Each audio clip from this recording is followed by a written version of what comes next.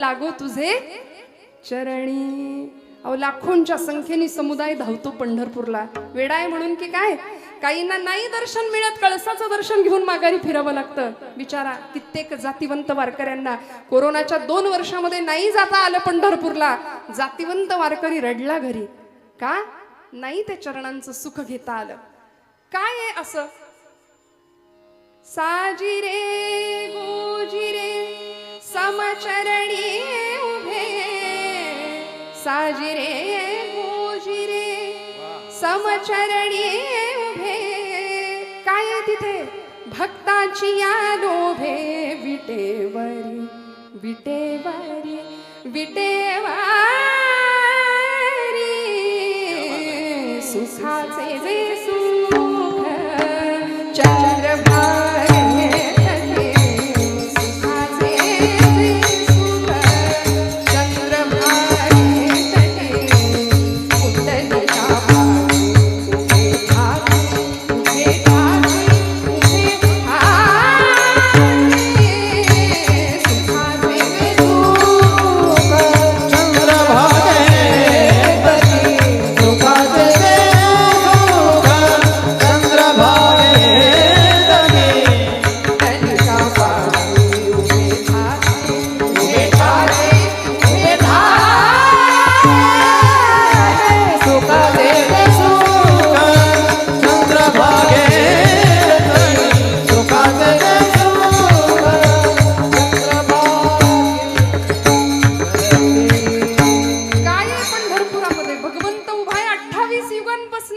भक्तासाठी त्या चरणांचं सुख. महाराज म्हणाले, देवा तुझ्या चरणांचं सुख किती आहे ते तुला सुद्धा नाही माहिती. कमोदिनी काय जाणे परिमळ भ्रमर सकळा भोगितासे कमोदिनी. कमळाला माहिती असतं का? भ्रमर सगळं उपभोग घेतोय, मकरंद सेवन करतोय, पराग सेवन करतोय, पण कमळाला माहिती नाही. तसं महाराज म्हणतात, तुझ्या नामामध्ये तुझ्या चरणामध्ये किती सुख आहे ते तुलाच नाही माहिती. म्हणून नाथबाबा म्हणतात, देवा माझे मन लागो तुझे चरणी. आणि आता जे माझं मन संसारामध्ये अडकलंय, संसार व्यसनी पडून दे. संसाराचं काय लागलंय? नाथबाबा म्हणतात व्यसन. आम्ही संसारामध्ये व्यसन आणतो, किंबहुना व्यसन हाच संसार मानतो. लक्षात घ्या, नाथांनी संसाराला व्यसन म्हटलं. बघा, संतांचं महात्म्य हेच आहे. हा जन्माला आल्यापासून जो मागे लागलाय, पुनरपि जननम पुनरपि मरणम पुनरपि जननी जठरे शयनम इह संसारे खलु दुस्तारे कृपया पारे पायी मुरारे भज गोविंदम. आचार्यांनी सांगितली की नाही ही रचना संसाराची. अखंड संसरती इति संसारः, संसाराची व्याख्या. जो अखंड, अरिस्टॉटल नावाचा तत्ववेत्ता म्हणाला, change is the only constant thing. या जगामध्ये सगळ्यात स्थिर जर काय असेल ना तर बदल. काय गंमत आहे बघा, खूप लक्ष देऊ नाही का? परिवर्तन हा जगाचा नियम आहे. संसार अखंड फिरतोय, आजचं उद्या नाही, उद्याचं परवा नाही, श्वास नवीन आहे प्रत्येक वेळी. संसारामध्ये सगळं बाहेरून आणावं लागतं. चहा संपला आणा, साखर संपली आणा, सगळं. उठल्यापासून माणूस अखंड धडपडतोय. कशा करता? सुखा लागी करीसी तळमळ, सुखा लागी करीसी तळमळ, सुखा लागी करीसी तळमळ, सुखा लागी करीसी तळमळ. त्यांनी नीतिशतक नावाचा ग्रंथ लिहिला. त्यामध्ये माणसाला व्यसन असलं पाहिजे असं म्हणले बरं का. तुम्ही म्हणाल, ताई काय बोलताय? कालपर्यंत आम्ही चांगलं ऐकत होतो आणि आज तुम्ही चक्क सांगताय व्यसन असलं पाहिजे. मग आमच्याकडे तर भली मोठी यादी आहे. व्यसन आणि फॅशन याच्या आहारी लागून आमची पिढी किती बर्बाद झाली. मी कशाला सांगायला हवं. घरं बर्बाद झाली, घराचे 2 तुकडे झाले. विधभर जमिनीच्या बांधाच्या तुकड्यासाठी सख्या भावाचा खून करणारी माणसं आज आम्ही समाजात पाहतोय. एखादा अपघात झाला रस्त्यावर तर त्याला मदत करण्यापेक्षा पहिला फोटो काढून सोशल मीडियावर माझ्याकडून पहिल्यांदा कशी बातमी जाईल याच्या मागे वखवकलेली आमची पिढी लागली आहे. आमची संस्कृती, आमचा समाज, आमचा देश, आमचा धर्म. म्हणून भारतीय पुराण पुरुषांनी, महापुरुषांनी 3Dचा जमाना तोही होता बरं का. आजही आम्ही 3D फार करतो ना. पण या 3D मध्ये 3D कुठले होते तर देव, देश आणि धर्म. याचसाठी सगळा जीवनाचा अट्टहास या मंडळींचा होता. त्यामुळे बाकी व्यसन करायला वेळच नव्हती हो. बाकी व्यसन करायला वेळ नाही, बाकी गोष्टींसाठी वेळच नाही. जगाचा तो भार आपुल्या शिरावर ऐसे थोडे तर वाटो द्या हो. कारण माहिती होतं माझ्या इथे प्रत्येक घराघरातनं सुवर्णाचा धूर निघत होता. इतकी श्रीमंती होती आमच्याकडे. सुवर्णाचा धूर, रत्नांच्या खाणी कुठे होत्या? भारत देशात. पण लोक आले, लुटेरे आले, अनेक स्वाऱ्या केल्या, लढाया केल्या आणि आमच्या इथलं सगळं लुटून नेलं. रिकाम्या आगबोटी आणल्या इंग्रजांनी, भरभरून नेलं. इथला ताग, इथलं लोखंड, इथली नीळ, इथलं सोनं, इथला कापूस सगळं नेलं आणि आमचा राष्ट्राभिमान स्वतःच्या टाचेखाली तुडवून टाकला. आणि आम्ही त्यांचे पोवाडे गातो. कुणीतरी यावं, इथलं लुटावं, इथं स्वाऱ्या कराव्यात, आमचा राष्ट्राभिमान तोडवून टाकावा, आमचा स्वाभिमान तोडवून टाकावा आणि आम्ही एवढ्या वर्षानंतर, शेकडो वर्षानंतर सुद्धा त्यांचेच पोवाडे गावेत. आमच्यासारखे शतमूर्ख आम्हीच आहे, लक्षात ठेवा. आम्हाला कीर्तनातनं ही जागृती करणं अपेक्षित आहे. आमच्या भावी पिढीला जर आम्ही नाही सांगितलं तर आमच्यासारखे पापी आम्ही ठरवू. कारण येथ वडील जे जे करीती तया नाम धर्म ठेवीती माऊली धर्माची व्याख्या आम्हाला सांगतात.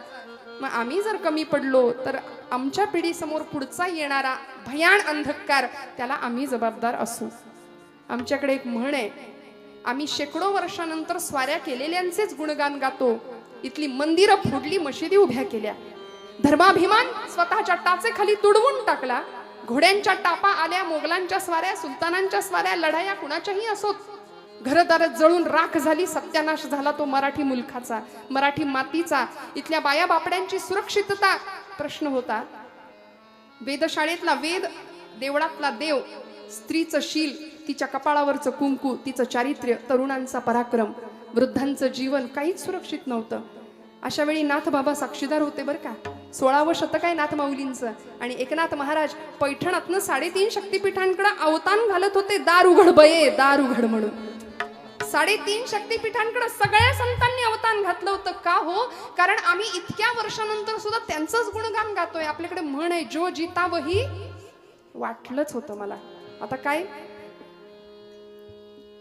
आपण आपलीच दृष्ट काढली पाहिजे की नाही मीठ मोहऱ्यांनी. एकदा खरंच काढूयाच आपण. कसं कसं बघा ना, मी न काही विचारता पटकन तोंडात आलं तुमच्या, जो जिता वही. आता का म्हणाल? आजपासून म्हण बदलूया. मी हात जोडून प्रार्थना करते, आपल्या सगळ्यांच्या हृदयस्थ परमात्म्याला विनंती करते की आजपासून जो जिता वही सिकंदर नाही. अरे कुणीतरी फुटके लुटेरे येतात, आमच्या इथलं सोनं लुटतात, आमच्या इथला देव धर्म देश स्वाभिमान लुटायचा प्रयत्न करतात आणि आम्ही त्यांचंच गुणगान गातो. आजपासून जो जिते वही छत्रपती शिवाजी महाराज, जो जिता वही महाराणा प्रताप, जो जिता वही राजा विक्रमादित्य, जो जिता वही पृथ्वीराज चौहान. आजपासून त्यांचे गुडवे गायला सुरुवात करूया. जो जिता वही धर्मवीर संभाजी महाराज. का हो? नको त्या गोष्टींच्या आहारी आम्ही जातो, परिणाम संसार उद्ध्वस्त होतो. नाथांनी संसाराला व्यसन मांडलं. म्हणाले मला संसाराचं व्यसन लागू देऊ नको देवा. याचा अर्थ प्रपंच करायचा नाही असं नाही. प्रपंच करावा नेटका, मग घ्यावे परमार्थ विवेका. संतांनी सांगितलं फाटका तुटका प्रपंच आम्हालाही मान्य नाही, तो उत्तमच करायचा. प्रपंच असावे सुवर्ण परमार्थी पंचीकरण. प्रपंच छानच करायचंय, उत्तम. जोडून या धन उत्तम व्यवहारे, उदास विचारे वेच करी तुकोबा म्हणतात की नाही. उत्तम प्रपंच करायचाच आहे, पण त्याचं व्यसन नाही लागू द्यायचं. कीर्तनाला येता का? नको. दूध फ्रीज मध्ये ठेवायचंय. कीर्तनाला येता का? घराला कुलूप लागलंय की नाही 10 वेळा आम्ही ओढून बघू आणि इथं आल्यानंतर सुद्धा त्या कुलपाचं चिंतन करू. असा हा संसार मागे लागलाय. नको म्हणले, आज मूडच नाही. उठलेलं बसवत नाही, बसलेलं उठवत नाही. कबीरदास म्हणतात, कोई तन दुखी, कोई मन दुखी, कोई धन बिन रहत उदास, थोडे थोडे सब दुखी, सुखी हरी के दास. सगळ्यांच्या मागे दुःख आहे, कारण संसारच दुःखमय आहे आणि तिथे आम्ही सुख शोधण्याचा प्रयत्न करतो. स्वानंद सुख निवासी मामासाहेब दांडेकर असं म्हणाले होते की तुम्ही प्रपंचात सुख शोधता, म्हणजे असं झालं की मिरच्यांच्या बाजारात जायचं आणि म्हणायचं जरा खव्याचे पेढे देता का किलोभर.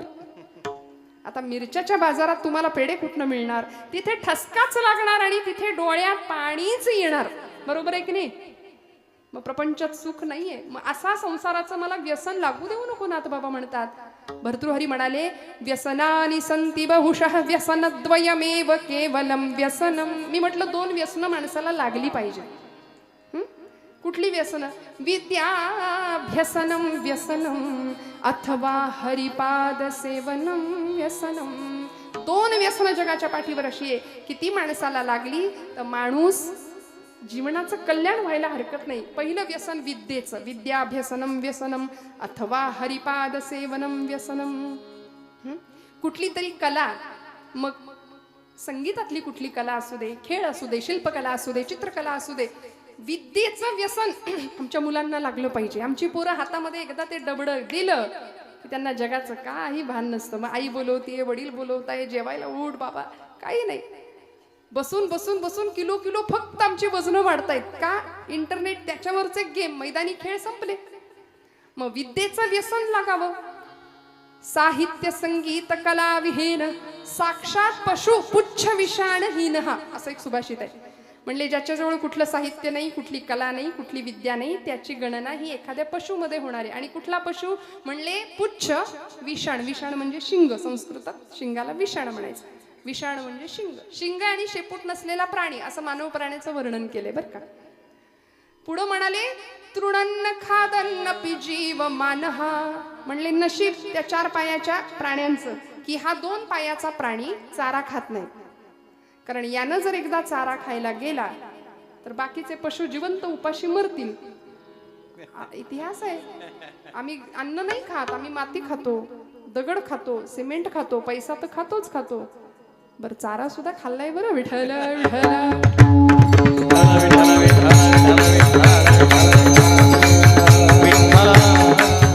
इतिहास आहे आमचा. त्यामुळे मनुष्य नावाचा प्राणी असा आहे म्हणून कुठली तरी विद्या असणं गरजेचं आहे. विद्या नावाची कुणी पोरगी नाही बरं. विद्या नाम व्यसनम, विद्येचं व्यसन. आणि दुसरं अथवा हरिपाद सेवनम व्यसनम, भगवंताचे पद, चरण, पाय, त्याचं व्यसन आम्हाला लागावं. म्हणून नाथबाबा म्हणतात संसार व्यसनी पडो नेदी. नको देवा संसाराचं व्यसन. मग कसं राहायचं म्हणाले? ऐसे असावे संसारी जवबरी प्राचीनाची दोरी. पोरी घरचार मांडिला खेळ मोडोन टाकेला.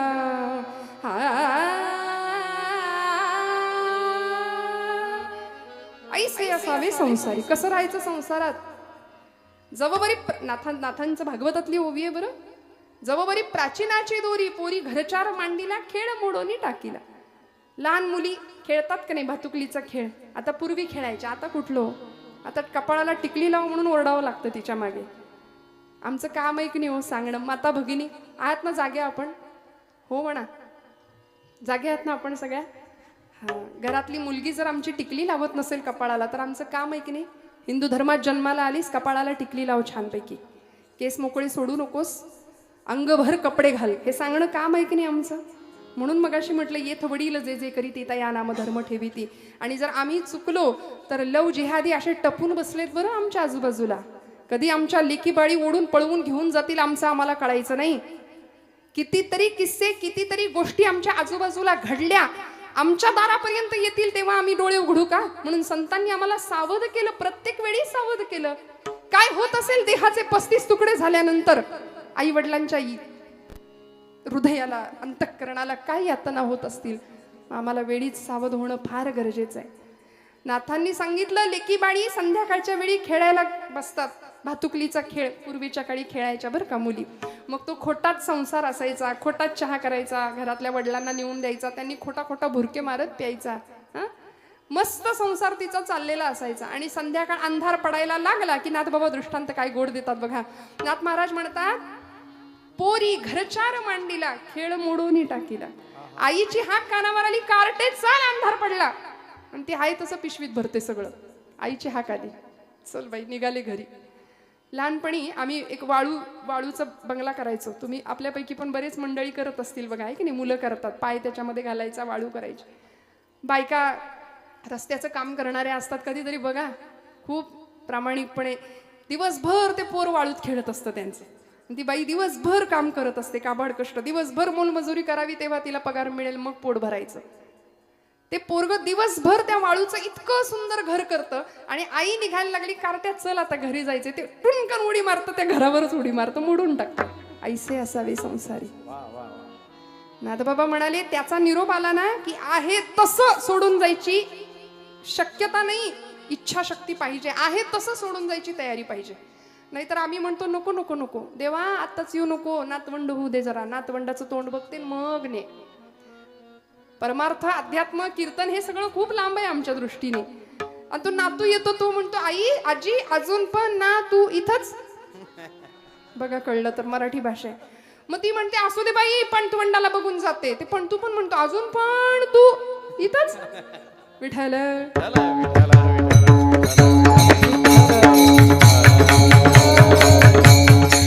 त्यामुळे लोकांना कंटाळा येईपर्यंत आमचं जीवन नसावं, संसाराचं व्यसन लागू देऊ नये. मग नाथबाबा म्हणतात की या संसाराचं व्यसन तर नकोच, तुझ्या चरणाजवळ मन स्थिर राहू दे. पण ते मन चंचल आहे, ते जर स्थिर असायचं असेल तर साधन पाहिजे. कुठलं साधन? अभंगाचं दुसरं दाद येते आपसुक. खूप मनापासून दाद देत जा बरं का, कारण ही नादब्रह्माची स्वरब्रह्माची उपासना करणारी माणसं आयुष्य प्रचंड मेहनत कष्ट करून हे सगळं निर्जीव चांबड्यातनं इतका सुंदर आवाज काढणं आणि तुमच्या हृदयाला आनंद देणं हे सोपं नाहीये, हे सोपं नाहीये. नाथबाबा म्हणतात नामस्मरण घडो संत समागम, वावुगाची भ्रम नको देवा. मला तुझं नाम दे भगवंता, कारण मी तुझी पूजा फक्त नामानेच बांधू शकतो. तुका म्हणे मज अवघे तुझे नाम, धूप दीप राम कृष्ण हरी, कासयाने पूजा करू केशी राजा. भगवंता मला तुझं फक्त नामच घ्यायला आवडतं, मला बाकी जमत नाही काही. कारण तुझं नाम घेणं इतकं सोपं आहे, इतकं सोपं आहे. बघा ना देवाचं नाम सोपं आहे की नाही घेणं? कधीही घ्या कुठेही घ्या. हो येता जाता उठत बसता कार्य करता, तदा देता घेता वदनी वदता ग्रास गिळता, घरी दारी शय्येवरी अतिसुखाचे अवसरी, समस्तांची लज्जा त्यजुनी भगवत चिंतन करी. कुठेही कुठल्याही स्वरूपात कुठेही नामाला बंधन नाही. सातारचे संत ब्रह्मचैतन्य गोंदवलेकर महाराज म्हणतात की नाम हे उपाधी रहित असावं, नामाला कुठली उपाधी नाही, काही बंधन नाही, कधीही घ्या कुठेही घ्या. जनाबाईने काही विशिष्ट ध्यानधारणा केली होती का हो?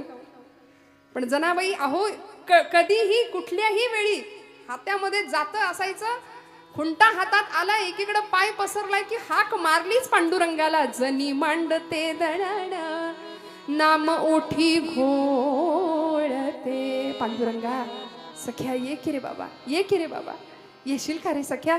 दळिता कांडिता तुझं गाईनं अनंत म्हणून हाक मारावी, असा पाय जनाबाईनं पसरलेला आणि हाक मारायची.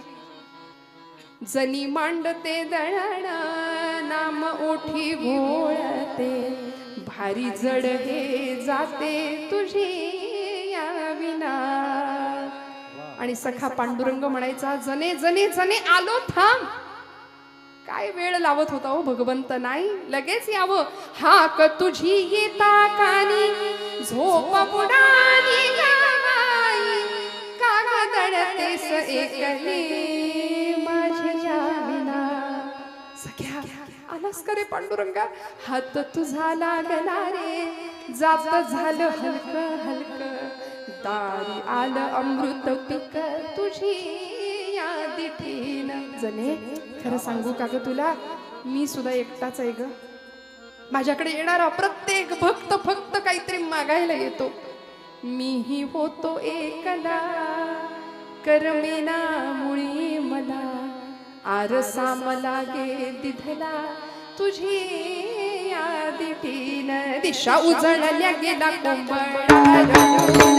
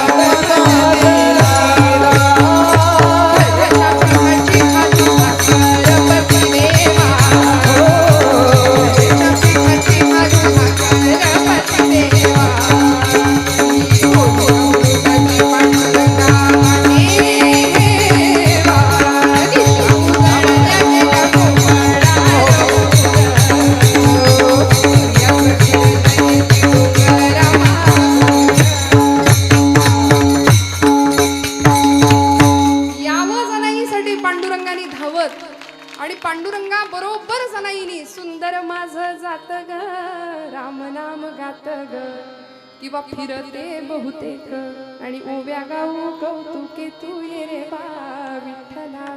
भगवंतांनी यावं, येणाऱ्या जाणाऱ्या माणसांना दोन दोन आवाज ऐकू यावेत जनाईच्या झोपडीतनं. आणि अशा प्रवृत्तीची माणसं काही त्याच काळी होती असं नाही, आजच आहेत असं नाही, त्याही काळी होती. हे महिषासुरच सगळे बरं का, देवीनं मारावंच यांना. काम क्रोध रूपी सगळे महिषासुर. आणि चर्चा व्हायची गावामध्ये पंढरपुरामध्ये, पाटील पाटील जनाईच्या झोपडीतनं दोन दोन आवाज येतात. म्हणले एक पुरुषी आवाज आहे, ताबडतोब चौकशी करा. एकटी राहते ना, कोण होतं आतमध्ये, सगळ्यांनी चौकशी करावी. घेराव घातला झोपडीला आणि जनाबाई सकाळी सकाळी पीठ चोपड्यात भरलं, दरवाजा उघडला. गावातली सगळी मंडळी समोर उभी, गावचे पाटील कुलकर्णी गावची काही माणसं. विचारलं, पाटील काय काम काढलंयसा सकाळी सकाळी माझ्याकडं? पाटलांनी सांगावं, जने बाकीचं बोलू नको, आतमध्ये कोण आहे तेवढं सांग. कुठं कोण आहे तेव्हा पाटील? मी एकटीच तर गातीया. जने खरं सांग, 100 माणसांनी दोन आवाज ऐकलेत आणि तू बरी म्हणते गो मी एकटीच आहे म्हणून. आतमध्ये कोण आहे खरं सांग. पाटील आता माझ्या बोलण्यावर तुमचा विश्वास नाही, तुम्ही झडती घ्या माझ्या झोपडीची. केवढं तिचं झोपडं कोलमडलं त्या नाद्यात, कुणीच सापडेना कुणीच सापडेना. जने खरं सांग, कोण आलं होतं ग? 100 माणसांनी दोन दोन आवाज ऐकलेत आणि तू म्हणते मी एकटी होती. खरं सांग जने, खोटं बोलू नको, कोण आलं होतं? पाटील माझ्या बोलण्यावर तुमचा विश्वास नाही, बोलले तर तुम्ही हसाल, सांगू का कोण आलं होतं? पांडुरंग आला होता. हसले सगळे. पांडुरंग? आणि तुझ्या झोपडीत जने पांडुरंग कशापायी आला होता ग? पाटील काय सांगू, जोंधळ्याच्या भाकरीची चव न्यारी, पंढरीचा राणा येतो जनाईच्या दारी. काय सांगू पाटील तुम्हाला. बरोबर जने, पांडुरंग आला म्हणतेस, तुला दिसतो आणि आम्हासनी दिसत नाही, असं कुठं लपवून ठेवलंयस ग? आणि जनाबाई हसतात. तुम्हाला मला पडलेलं कोड सोडवतात. जनाबाई म्हणतात, पाटील लपवायचं कुठं असतो? हृदयाचा बंदी खाना केला, हृदयाचा बंदी खाना केला, हृदयाचा बंदी खाना केला, हृदयाचा बंदी खाना केला, हृदयाचा बंदी खाना केला, हृदयाचा बंदी खाना केला.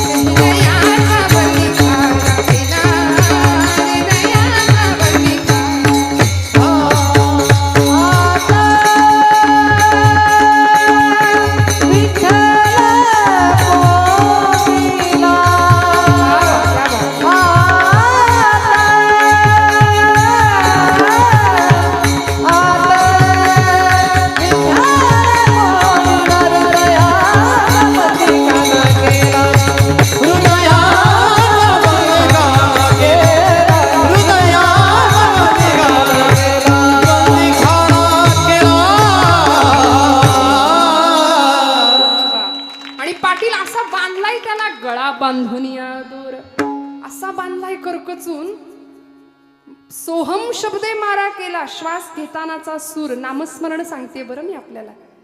नामस्मरण घडो. का मागणं मागितलं? सोहम शब्दे मारा केला. प्रत्येक श्वास घेतानाचा सूर सो आणि सोडताना हम. प्रत्येक श्वासाला नाम घेतलं, त्यामुळं विठ्ठल काकुळती आला. जनीला सांगतो, जने जने जने किती बांधशील, बांधून ठेवलंय. जनी म्हणे, आता विठ्ठला आता जीवेन सोडी तुला. असा बांधला त्याला. काकुळतीला येऊन भगवंत सांगतो, किती बांधशील मला भक्तिपाशामध्ये. नाथबाबा म्हणतात, भगवंता तुला बांधायचंय. यशोदेनी बांधला, जनाबाईनी बांधला, अनेक संतांनी बांधला, तसं मलाही तुला माझ्याजवळ बांधायचंय. सावतोबांनी बांधला हृदयामध्ये, तसं मलाही तुला बांधायचंय. म्हणून मला एक दे, नामस्मरण घडो. पुढचं मागणं मागतात, संत समागम. दुर्जनांचा संग सुखे करावा खंडण, तुकोबराय म्हणतात. अशा दुर्जन संगतीमुळे तुमच्या माझ्या आयुष्याचं नुकसान व्हायला वेळ नाही लागत. पाण्याचा थेंब अनेकांच्या संपर्कात येतो, पण तो स्वाती नक्षत्रातल्या शिंपल्यात ज्यावेळी जातो तेव्हाच तो मोती बनतो. तुमच्या माझ्या आयुष्यामध्ये आजूबाजूला कोण आहे? आपल्याकडे एक शब्द आहे त्याला चौकडी, अजून एक शब्द आहे नाही बोलत, हे की नाही? अशा चौकडीच्या जर आम्ही आहारी गेलो तर आयुष्याचं नुकसान व्हायला वेळ नाही लागणार. काय करते संत संगत, एक दृष्टांत सांगते, पुढे जाते. स्वामी विवेकानंदांचं उदाहरण आपल्याला माहिती आहे. जगाच्या पाठीवर योद्धा संन्यासी म्हणून ज्यांचा गौरव झाला. संन्यासी कधी योद्धा नसतो आणि योद्धा कधी संन्यासी नसतो. पण नरेंद्र लहानपणीचं नाव बरं का, बघा काय गंमत आहे. हा नरेंद्र लहानपणापासून मोठा व्हावा, उत्तम संगत लाभावी. खरं तर पाश्चिमात्य शिक्षणाचा प्रभाव होता आयुष्यावर.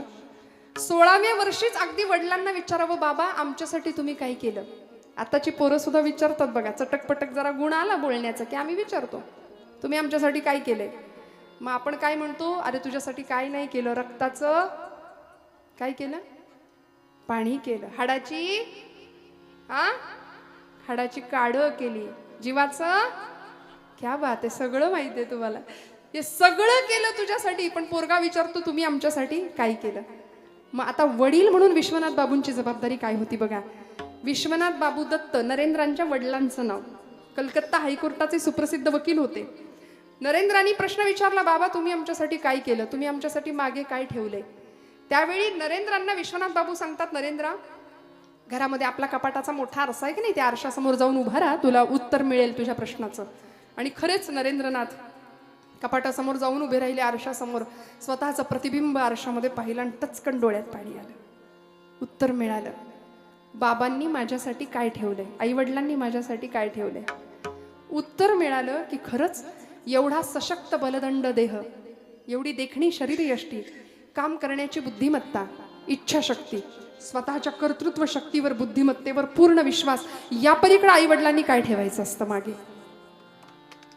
मला सांगा तुम्ही, आम्ही इतके झिजतो, आम्हाला जे मिळालं नाही ते आमच्या पोरांना मिळालं पाहिजे. आम्हाला नाही बाईक मिळाली, आमच्या पोराला त्याला काडीची अक्कल नसताना 10वी 12वी त्याला मोटरसायकल मिळते, त्याला काडीची अक्कल नसताना अगदी ऐन वयामध्ये त्याला मोबाईल मिळतो. आणि आम्ही कौतुकाने म्हणतो, माझं 1.5 वर्षाचं पोरगं काय मोबाईल हँडल करतं, मला सुद्धा त्यातलं फंक्शन कळत नाही, एवढं छान.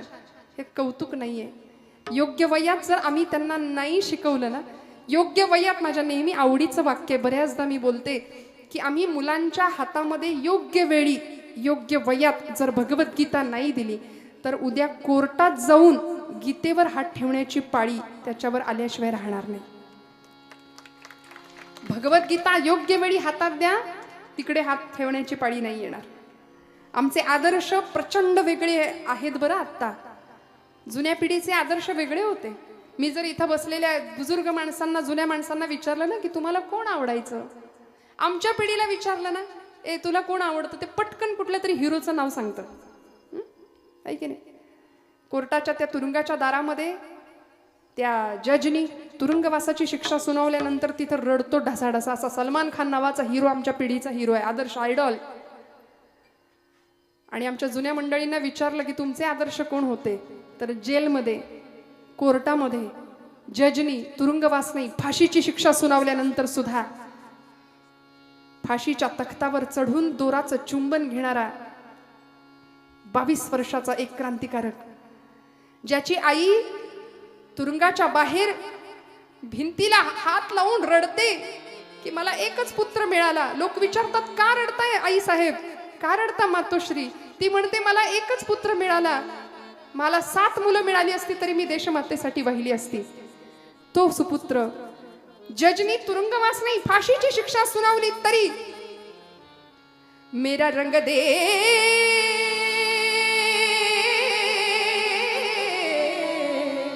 मेरा रंग दे बसंती चोला, माए रंग दे, मेरा रंग दे बसंती चोला, माए रंग दे, मेरा रंग दे, मेरा रंग दे, रंग दे, रंग दे बसंती चोला, माए रंग दे, मेरा रंग दे, मेरा रंग दे, मेरा रंग दे, मेरा रंग दे, मेरा रंग दे,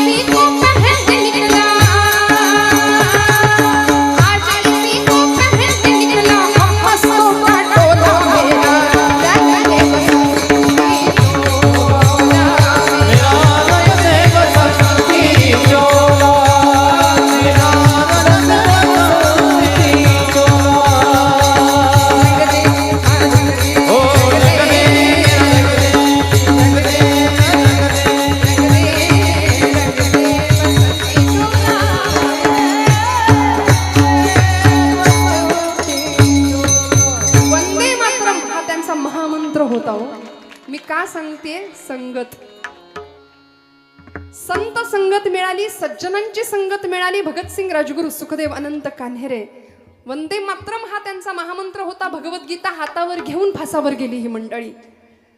तुमच्या माझ्या आयुष्यामध्ये योग्य संगत नसेल तर आम्हाला अध्यात्म साधणार नाही, जीवनाचा पाया उत्तम राहणार नाही, भक्कम राहणार नाही. मी स्वामी विवेकानंदांची गोष्ट आपल्याला सांगत होते. दृष्टांतातून दृष्टांताकडे गेले पुढे.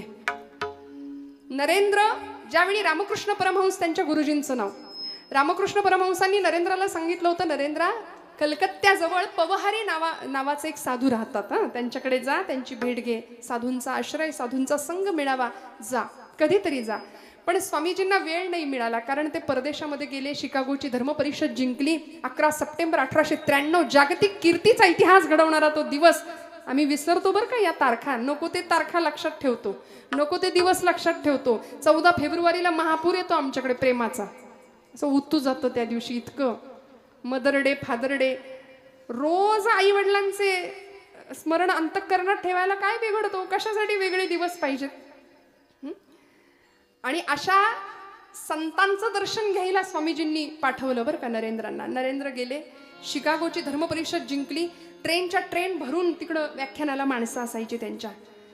जागतिक कीर्तीचा असा महापुरुष, विभूतिमत्व होतं. पुन्हा भारतात आले. लोकांनी विचारलं होतं की तुम्ही भारत माता सोडून गेलात, तिथला झगमगाट पाहिलात, तिथला ऐशोआराम अनुभवलात, आता कसं वाटतंय आपल्या गरीब भारत देशात आल्यानंतर? सगळं लुटून नेलं होतं ना इंग्रजांनी, गरीब कंगाल देश करून सोडला होता.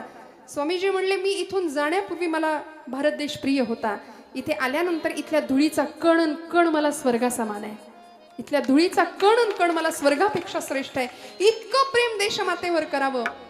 आणि या नरेंद्रांना आठवलं एक दिवस की खरंच आपल्या गुरुजींनी आपल्याला सांगितलं होतं की कलकत्त्याला एका साधूंच्या आश्रमात जायचंय. ते गेले, वेळ काढून गेले. पवहारी बाबा असं त्यांचं नाव होतं. पवन हाच ज्यांचा आहार होता. संतांचं वर्णन आहे हे.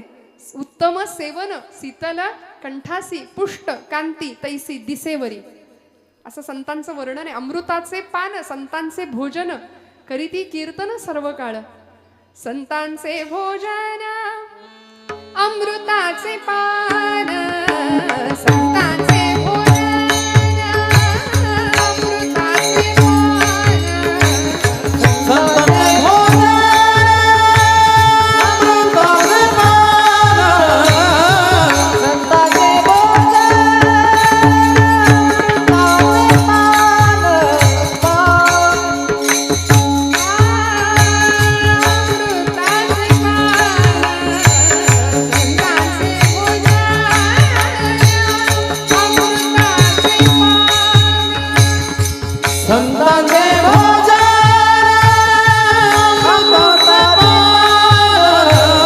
संतांचे भोजन, अमृताचे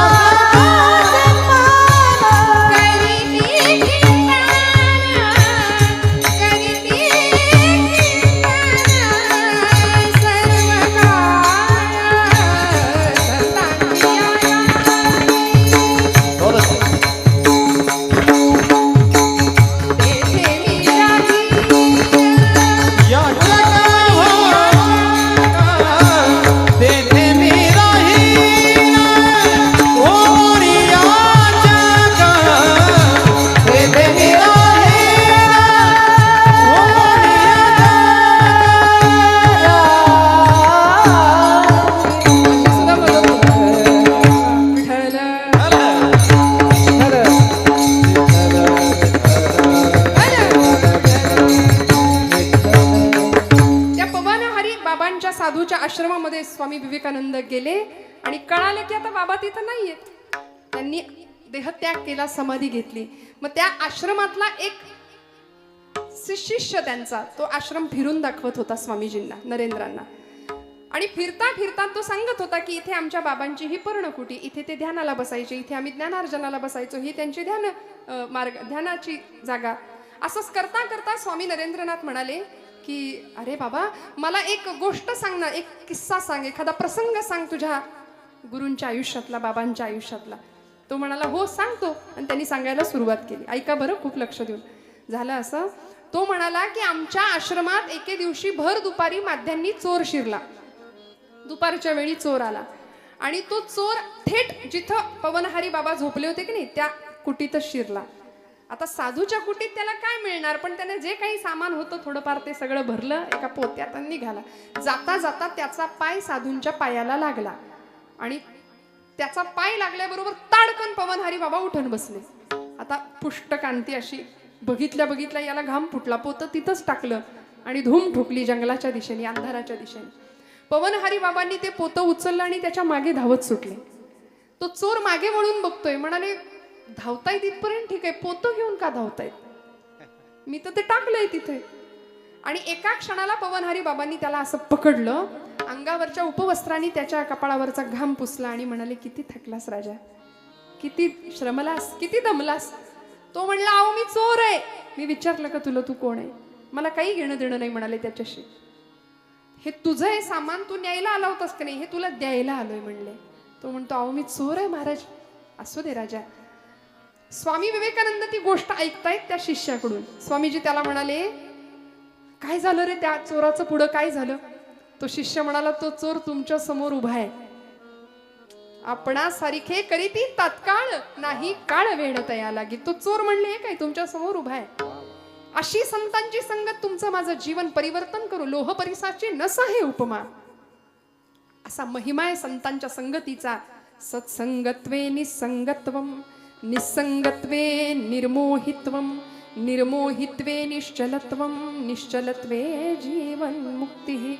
जीवन मुक्त स्थितीला नेण्याचं काम संत संगत करते, नामस्मरण करतं. महाराज म्हणाले वाऊगाची भ्रम नको देवा, आम्ही भ्रमिष्ठासारखे वागतोय, गोंधळल्यासारखे वागतोय माहितीये संतांना, म्हणून म्हणतात हा भ्रम बाजूला कर आणि मोकळ्या मनाने मला भजन करायला शिकव. हाताने टाळी वाजवा, मुखाने नाम घ्या, गोड भजन करा. महिला वर्ग अजिबात संकोच नाही करायचा. रंग रंग पांडुरंग रंग विठ्ठला, रंग विठ्ठला.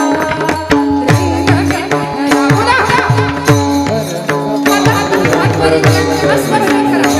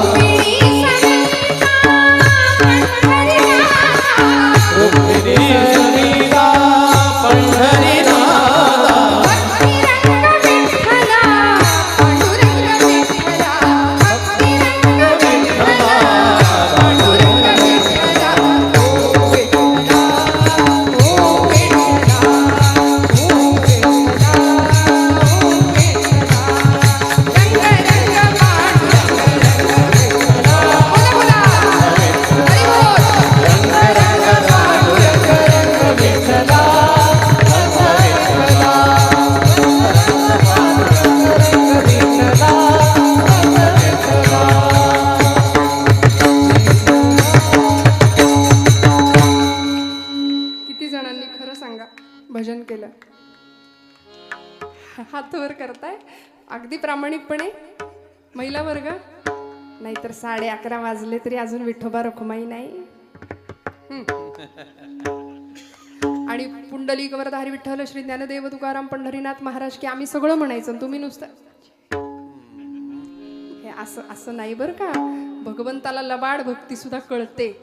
नाथांचं मागणं असं उदात्त आहे आणि आम्हाला सुद्धा वस्तुपाठ दाखवणार आहे बरं का. काय मागायचं, नामस्मरण मागितलं, संतसंग मागितला, भ्रम नको. कारण हे जगच भासमान आहे. ब्रह्म सत्यं जगन मिथ्या, जीवो ब्रह्मैव नापरः आचार्य शंकराचार्य म्हणतात.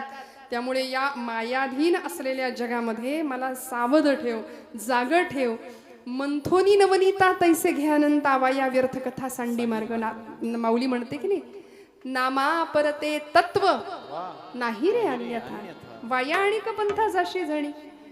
त्यामुळे नाम सर्वश्रेष्ठ आहे आणि ते नाम नाथ बाबा मागतायत.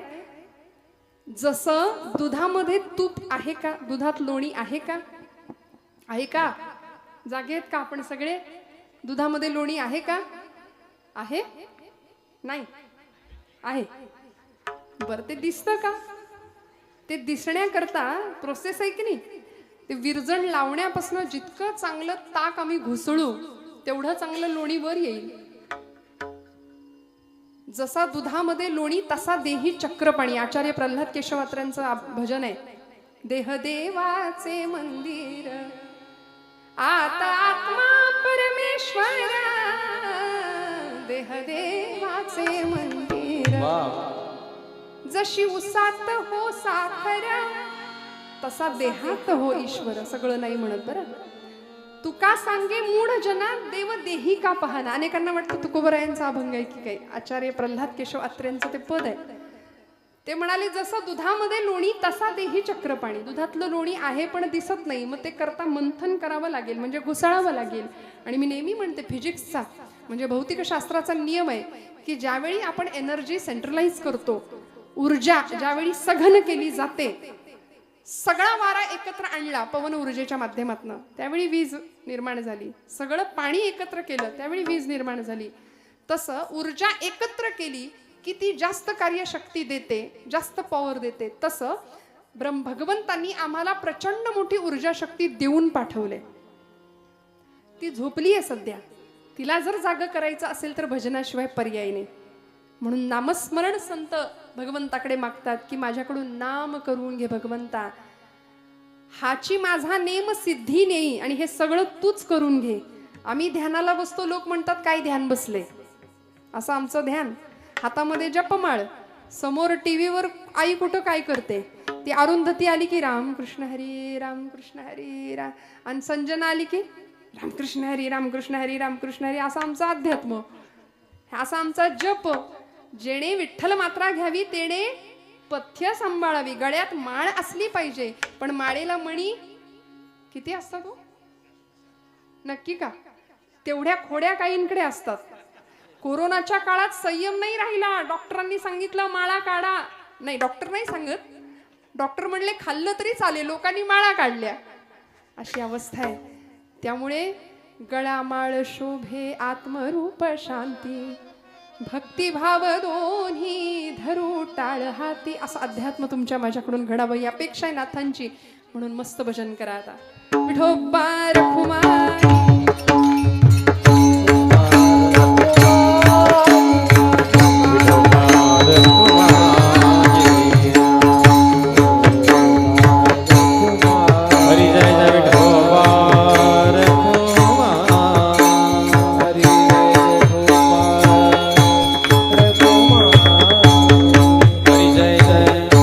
विठोबा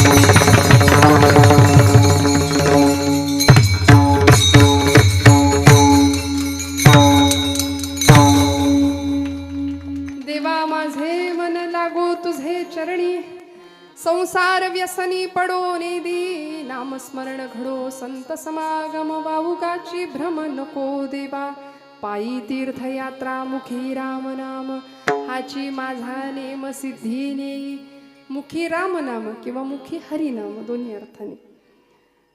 नाथांनी भगवंताकडे नाम मागितलं. काय काय मागितलं बघा. तुम्ही आम्ही काय मागतो? सगळं प्रपंचातलं दान मागतो, संसारात सुख मागतो, यंदा पोरीचं जुळू दे, मुलाला नोकरी लागू दे. पण खरं सांगू का, तो दाता आहे, तो द्यायला बसलाय. अशी कृतज्ञता पाहिजे. जे वांछिले ते तू दिले, कल्पद्रुमा हे आदिमा हे अंतिमा, या मातीचे आकाश तू, शिशिरात या मधुमास तू, देशी मृता तू अमृता, पुरुषोत्तमा हे आदिमा हे अंतिमा. देणे तुझे तुके शिरी, झालो ऋणी जन्मांतरी. क्या बात है. अपकार मी अपराध मी, अपकार मी अपराध मी, परी तू क्षमा हे आदिमा हे अंतिमा, हे आदिमा हे अंतिमा. जे वांछिले ते तू दिले, जे वांछिले ते तू दिले, कल्पद्रुमा हे आदिमा हे अंतिमा, हे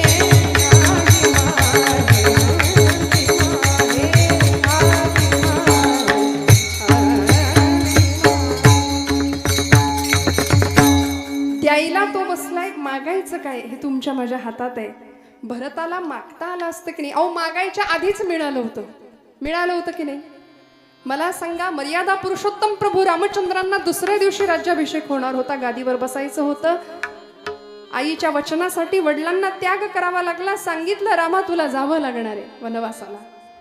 सुखदुःखे समे कृत्वा लाभा लाभो जया जयो. या परिस्थितीमध्ये कुठलीही वेळ आली तरी, ज्याला मराठीमध्ये स्टेबल म्हणतात, असं बोललं की लवकर कळतं.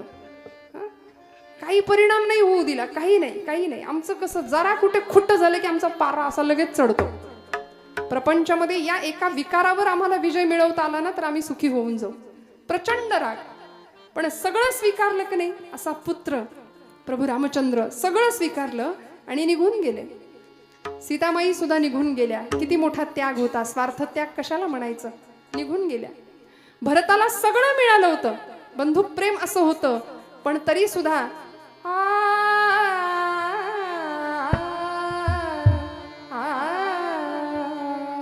काय मागितलं. गेले की नाही. मागे मागे मागे सुमंतांना पाठवलं. आधी भरद्वाज ऋषींच्या आश्रमामध्ये प्रभू थांबले होते. तिथून पुढे भगवंत निघून गेले. जिथं बसले होते त्या जागेवर असा हात कुरवाळत होते आणि आसव ढळत होते. भरद्वाज ऋषी म्हणाले, भरता, आजपर्यंतची जी पुण्याई साठली, त्या पुण्याईचं फळ म्हणून प्रभू रामचंद्राचं दर्शन मला झालं, आणि रामांच्या दर्शनाची पुण्याई जी साठली, त्याचं फळ म्हणून तुझ्यासारख्या भक्ताचं दर्शन मला झालं. भरता, किती श्रेष्ठ आहेस तू, किती श्रेष्ठ आहे. काय मागितलं? नाथांनी चरण सेवा मागितली, चरणाजवळ मन. भरतानी तेच मागितलं. तात गेले माय गेली, तात गेले माय गेली, तिथेला देना. तात गेले माय गेली, भरता तापोरका, मागणे हे एक रामा, बापुऱ्या द्या पादुका, मागणे हे एक रामा,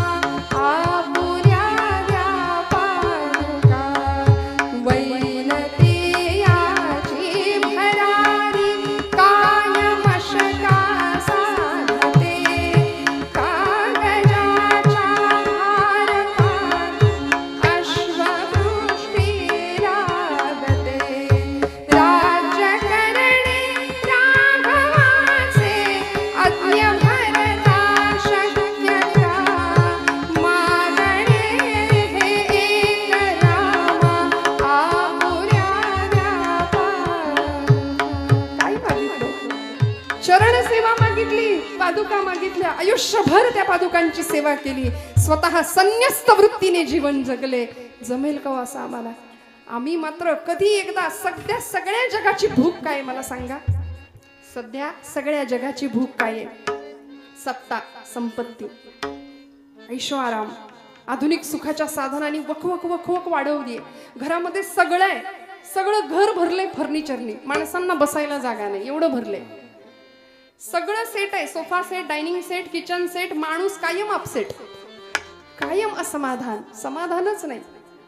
सगळ्या सुखाचे अलंकार जर अंगावर उपभोगायचे असतील तर संतांनी नामाला महत्व दिलं, संत संघाला महत्व दिलं. म्हणून नाथ बाबा नामस्मरण मागतात, संत संघ मागतात, तीर्थयात्रा मागतात. सगळ्या संतांनी तीर्थयात्रा केली, नामदेवांनी तीर्थयात्रा केली. 5व्या वर्षी अलौकिक सिद्धी मिळालेले संत श्रेष्ठ नामदेव काय सांगतात? माझा पांडुरंग राऊळातच आहे, माझा देव इथेच आहे विटेवर. का हो?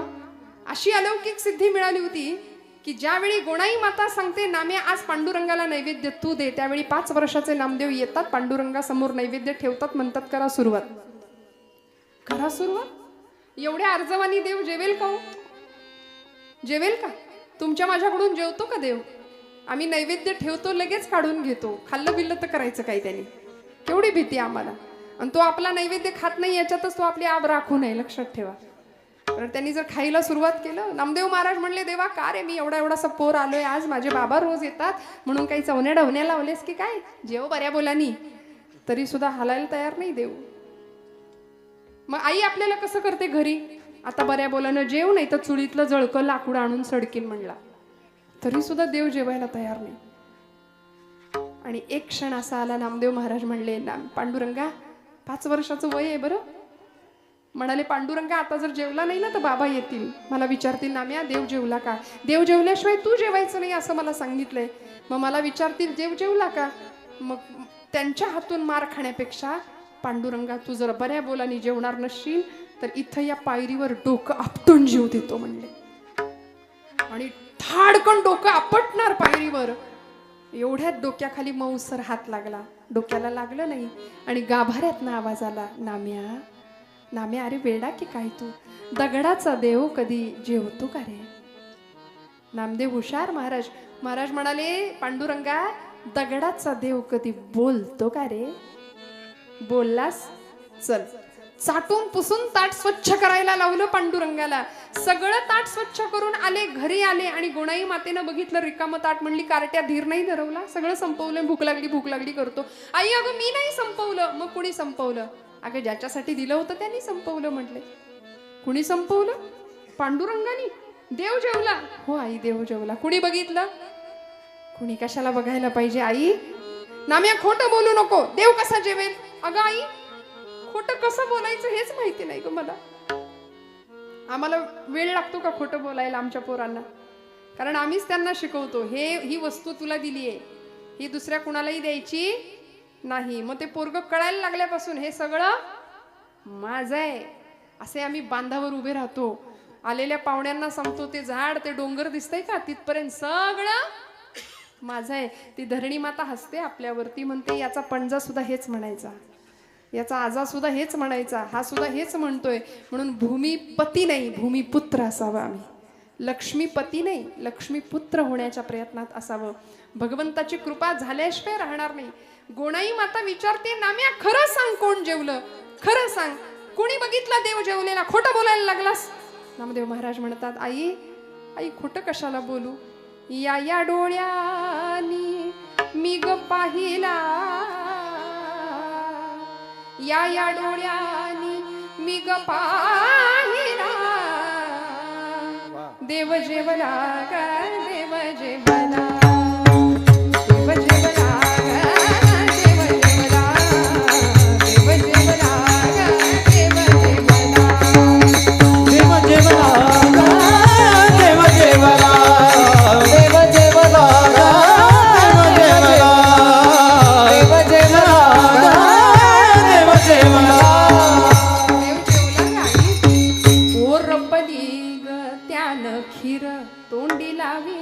कोशिंबीर भुरका साराचा.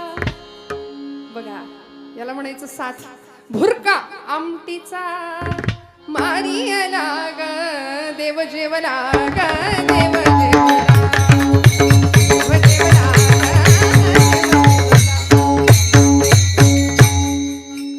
आई देव जेवला म्हणून सांगितलं. भगवंतासाठी सगळं सर्वस्व नामदेवांसाठी पांडुरंग होता. भगवंतांनी सांगितलं, नाम्यानी बोलवलं की येणार, त्याच्याबरोबर खेळणार, त्याच्यासोबत जेवणार, त्याच्या कीर्तनात नाचणार सुद्धा. त्यामुळे तिथे पांडुरंग हाच परमात्मा, पंढरपुरातच पांडुरंग आहे या भावनेत असलेले नामदेव महाराज ज्यावेळी ज्ञानदेव सांगतात, नाम्या अरे पंढरपुरात राहून भागायचं नाही, बाहेर पडावं लागेल. शिंप्याच्या जातकुळी जन्माला आलास म्हणून काय झालं, सगळ्या जगाला कळू दे नामदेव नावाचा शिंपी अवघा देश शिवायला निघालाय प्रेमाच्या धाग्यानी आणि भक्ती नावाच्या सुईनी. अवघा प्रांत जोडला, घुमांपर्यंत पोहोचले, पंजाब प्रांतापर्यंत. एकही राष्ट्र एकही राज्य असं नाहीये की जिथे नामदेवांच्या खुणा नाहीयेत. आज सगळीकडे पोहोचले. ज्ञानदेवांनी तीर्थयात्रा केली, नाथांनी तीर्थयात्रा केली, तुकोबांनी तीर्थयात्रा केली, अनेक संतांनी तीर्थयात्रा केली. पायी तीर्थयात्रा, मुखी हरिनाव हाची माझा नेम सिद्धी नेई. आणि शेवटच्या चरणामध्ये नाथ बाबांना पांडुरंग विचारतात, भगवंता नाथा काय हवंय, अजून अजून काय हवंय, मागा अजून काय हवंय. काही मागणे नाही नाही देवा आणि मागण नाही नाही देवा.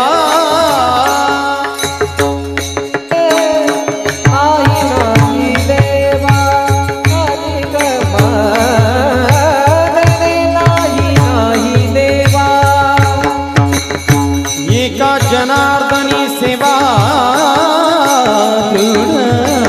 दे, एका जनार्दनी सेवा दे. नामस्मरण घडो संत संगम, नामस्मरण घडो संत समा. एका जनार्दनी सेवा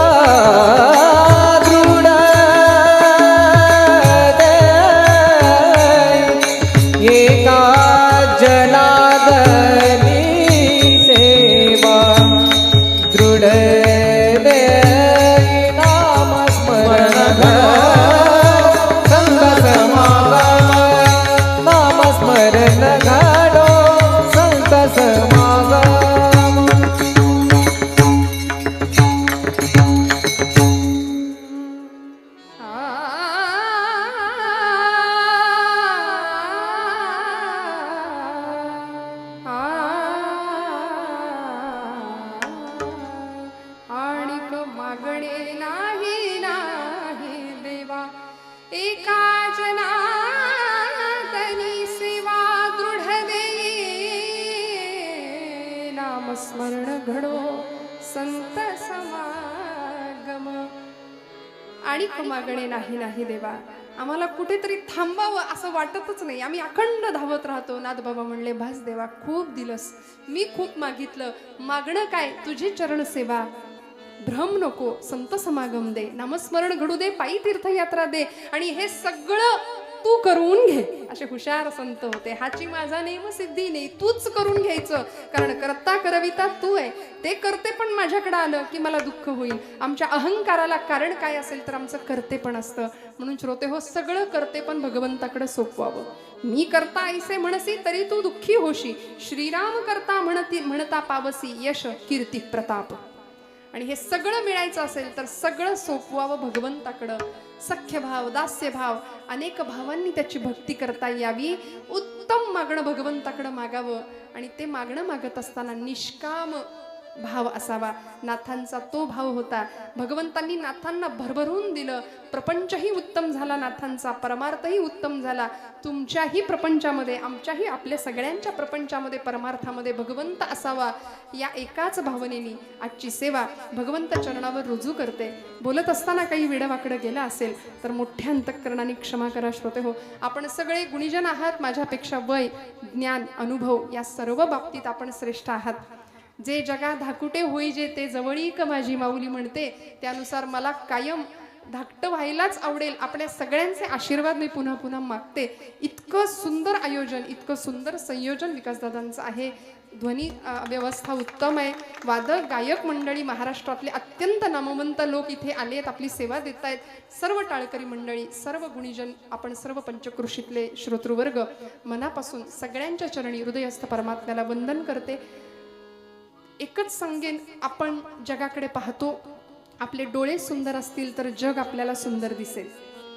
पण आपली जीभ गोड असेल, आपले डोळे सुंदर असतील तर जग आपल्यावर प्रेम करेल. आपण जगाच्या प्रेमात पडू, पण आपली जीभ गोड असेल तर सगळं जग फक्त आपल्यावर प्रेम करेल, फक्त आपल्यावर प्रेम करेल. त्यामुळे बोलू ऐसे बोल जेणे बोले विठ्ठल डोले. आमचं बोलणं असं असावं की दुसऱ्याच्या हृदयातला विठ्ठल डोललाच पाहिजे. कशाला कुणाला दुखवायचं? ईर्ष्या, द्वेष, मत्सर, मद या सगळ्या विकारांपासून दूर ठेवूया स्वतःला. तेव्हाच तुका म्हणे देह भरिला विठ्ठले, काम क्रोधे केले घर रीते. हे घर भाडेकरूंनी भरलंय, त्यांना बाजूला करायचं, हाकलून द्यायचं, आणि मग घरामध्ये भगवंत राहायला येईल, विठ्ठल राहायला येईल. असं मागणं दिव्य भगवंताकडे या उद्देशाने मागूया. पुन्हा एकदा सगळ्यांच्या चरणी वंदन करते. झालेली सेवा पांडुरंग चरणावर अर्पण करते आणि कीर्तनाला, सेवेला विराम देते. ज्ञानेश्वर